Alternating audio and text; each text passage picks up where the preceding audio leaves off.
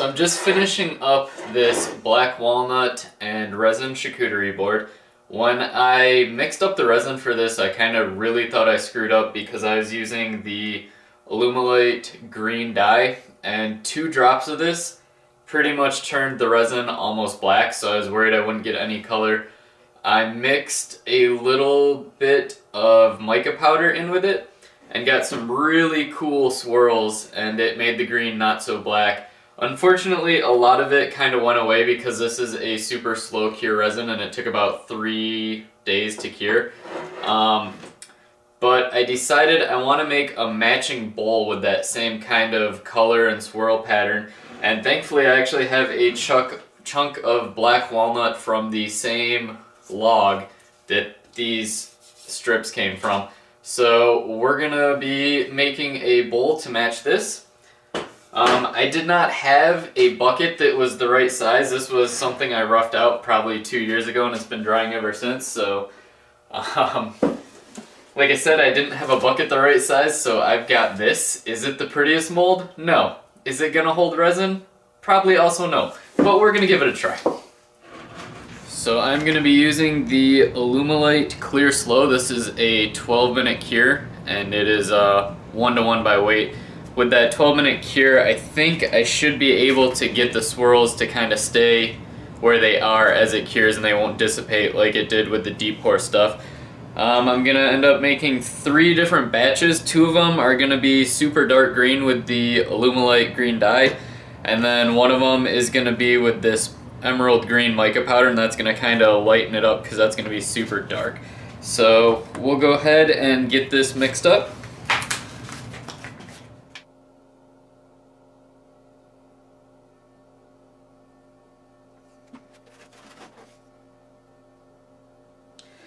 Alright, so the first 2, we'll go ahead and add 2 drops of the dye.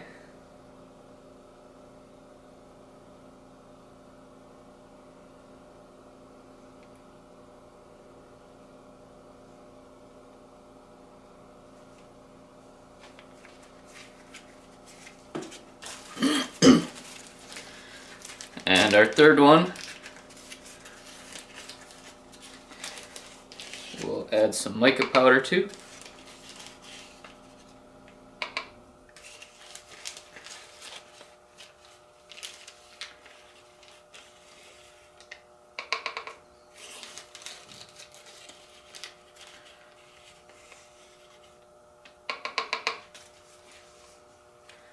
And we'll get these mixed up.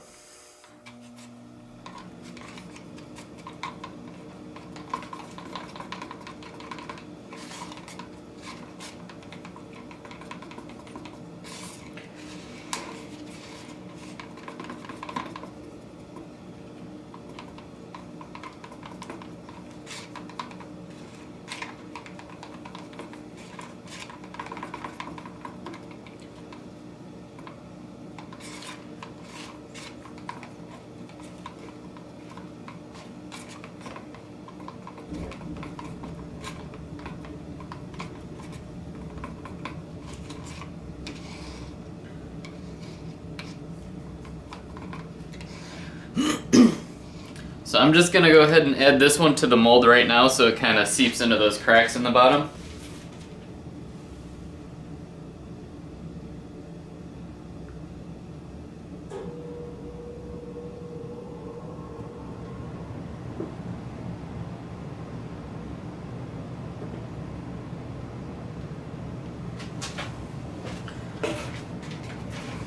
And then once we get these 2 mixed up, we'll kind of swirl them in and mix them real good.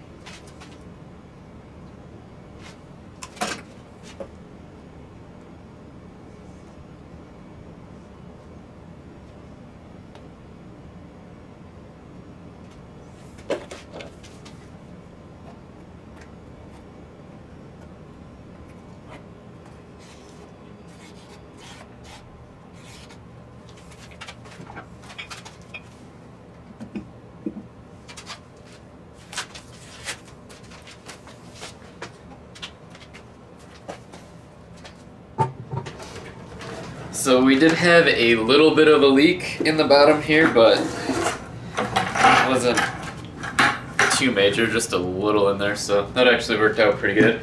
When I opened this up last night, most of it was cured, but in this one little spot, the resin was just kind of oozing out, so I don't know what was going on with that. I ended up putting it back in the pressure pot, and everything's pretty solid now, so we'll go ahead and get this unmolded. It has been about probably 12 hours since it's been poured, so should be nice and cured. I went ahead and flattened it up and we're all connected so we can get ready to throw it on the lathe. Here's where all that resin kind of oozed out, and you can see it's got a different kind of pattern to it than the swirls.